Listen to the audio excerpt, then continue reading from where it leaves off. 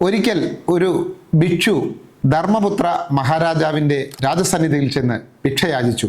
രാജഭരണത്തിൽ വ്യഗ്രത ചിത്തനായിരുന്ന അദ്ദേഹം പറഞ്ഞു, നാളെ വരൂ. ഭിക്ഷു മടങ്ങി. ഇതെല്ലാം കണ്ടിരുന്ന ഭീമസേനൻ ഉടനെ രാജ സദസ്സ് വിളിച്ചുകൂട്ടി.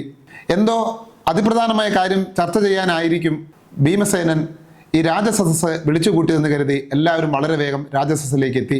ഭീമസേനൻ എഴുന്നേറ്റ് നിന്ന് ഉറക്കെ പറഞ്ഞു, വേറെ ആർക്കും ഇന്നേ വരെ മനസ്സിലാകാത്ത ഒരു കാര്യം ധർമ്മപുത്ര മഹാരാജാവിന് മനസ്സിലായിരിക്കുന്നു. താൻ നാളെ ജീവിച്ചിരിക്കുമെന്ന്. ഈ വിവരം കേട്ടപ്പോൾ വിജ്ഞാനിയായ ധർമ്മപുത്രർക്ക് കാര്യം മനസ്സിലായി. പ്രിയപ്പെട്ടവരെ, നാം ചെറുപ്പം മുതലേ കേൾക്കുന്നതാണ്, മടിയൻ മല ചുമക്കും, നാളെ നാളെ നീള നീളെ.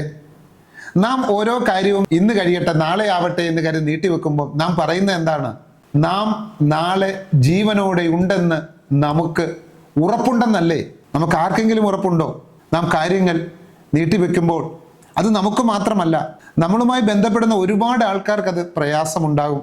അപ്പോൾ ഇന്നത്തെ ദിവസം നമുക്ക് കിട്ടിയ വലിയ ഭാഗ്യമാണെന്ന് കരുതി ആ ദിവസത്തിൽ ഒരു കാര്യവും നീട്ടിവെക്കാതെ പെരുമാറാനും ജീവിക്കാനും നമുക്ക് കഴിയണം.